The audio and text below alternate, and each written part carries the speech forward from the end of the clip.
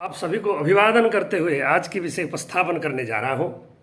समय कम है, शुरू करते हैं। ज्योतिष तत्व को उपस्थापन करने जा रहा हूँ। आप तो जानते हैं ज्योतिष जो है प्रकाश शास्त्र है, अंधकार से हमको रक्षा करता है। इसमें मुख्यतः ग्रह, नक्षत्र और राशि तीनों का प्रधानता है। आज जो है राशियों का विषय में कुछ तथ्य उपस्थापन करने जा रहा हूँ, जो सभी विद्यार्थियों को लाभ देगा, सभी ज्योतिष श्रद्धालुओं को भी लाभ देगा। जो इग्नू आदि विविध विश्वविद्यालय में पढ़ रहे हैं उन लोगों को भी लाभ देगा। हमारे संस्कृत विश्वविद्यालय में जो विद्यार्थी पढ़ रहे सभी को लाभ देगा, सभी को ये काम में आएगा। क्योंकि नक्षत्र का स्वरूप, राशि का स्वरूप, ग्रहों का स्वरूप जो है ये सामान्य ज्ञान सभी को जरूरत होता है। तो राशि क्या है? तो समूह को राशि कहते हैं। जैसे कि नक्षत्र का समूह, उसको राशि कहते हैं। ताराओं के समूह को जैसे कि नक्षत्र का संज्ञा दिया गया है। जैसे कि अश्विनी एक नक्षत्र है, उसमें कई ताराएं हैं। तो भरणी और कृतिका, ये तीनों नक्षत्र का जो समूह है उसको मेष राशि की संज्ञा दिया गया है। जैसा कि एक राशि में 9 पाद होते हैं, इसको चरण भी कहते हैं। एक नक्षत्र के 4 चरण होते हैं। तो अश्विनी का 4 चरण, कृतिका का 4 चरण और अश्विनी का 4 चरण, भरणी का 4 चरण, कृतिका का 1 चरण।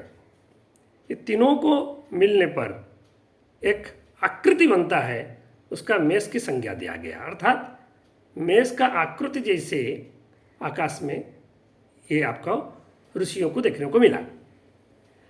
तो इन्होंने अपनी दिव्य चक्षु से देखा, ऋतम भरा शक्ति से, कि मेषवत दिखता है, इसलिए इसका नाम मेष रख दिया गया। इसी प्रकार जो है आगे अगर हम चलेंगे, कृतिका का 3 चरण है, रोहिणी का 4 चरण है, फिर मृगशिरा का।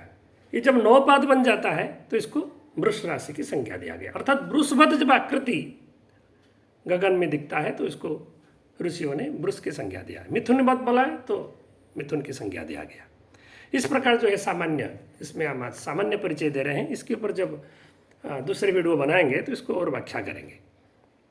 आचार्य बराहमिर ने बहुत सुंदरता तथ्य उपस्थापन किए हैं।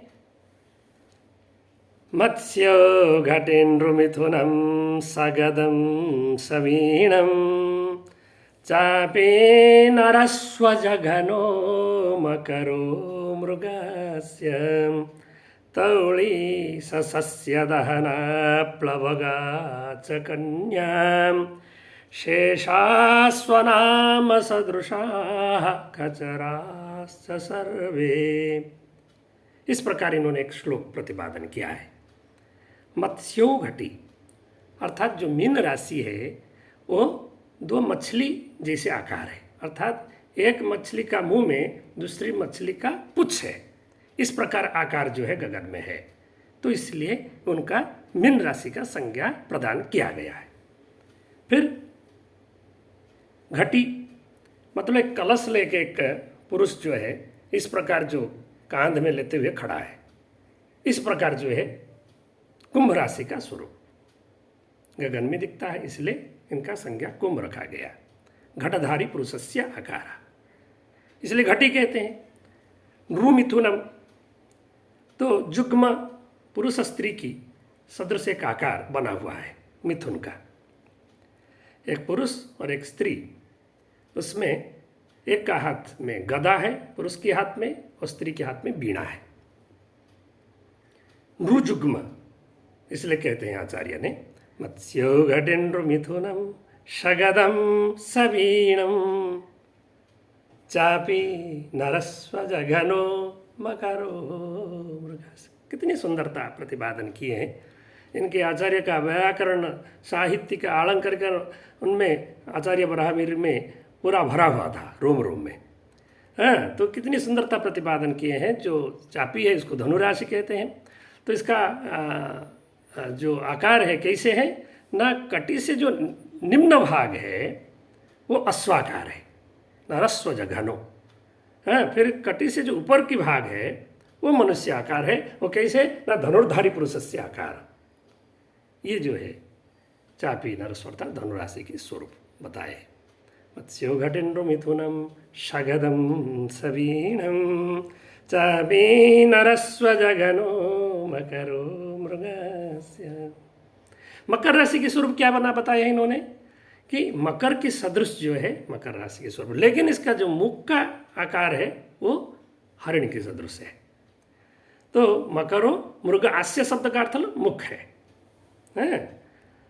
चापी नरस्वजगनो मकरो मृग तौली सस्य दाना। तौली इत्युक्ते तुला राशि के स्वरूप क्या है ना, तुलाधारी पुरुष। जैसे कि तुला मतलब जो वजन करते हैं, कोई भी चीज़ को मापते हैं, इसको आप बाजार में दिखे होंगे तो दो साइड में होता है पल्ला।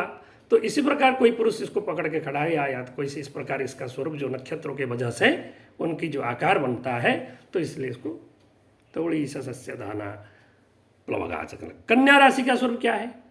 फिर इस प्रकार इन्होंने कहते हैं, जैसे कि नदी में कोई नौका है, उसका ऊपर कोई कन्या बैठा है और इसके एक हाथ में अग्नि है और दूसरे हाथ में सस्य है। तौड़ी सस्य दहना प्लवगाच कन्या शेषाः स्वनाम सदृशाः। शेषाः इत्युक्ते ऊपर में जो राशि कहा गया है उसमें जो बच गया, जैसे कि मेष राशि बच गया, वृष है, सिंह है, वृश्चिक है, तो स्वनाम सदृशाः भवन्ति इति आचार्याः प्रतिपादयन्ति।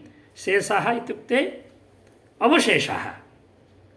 स्वनाम सदृशा मेष राशि मेषवत् भवति। मेष राशि जो है मेष प्रकार, मेष के सदृश होता है।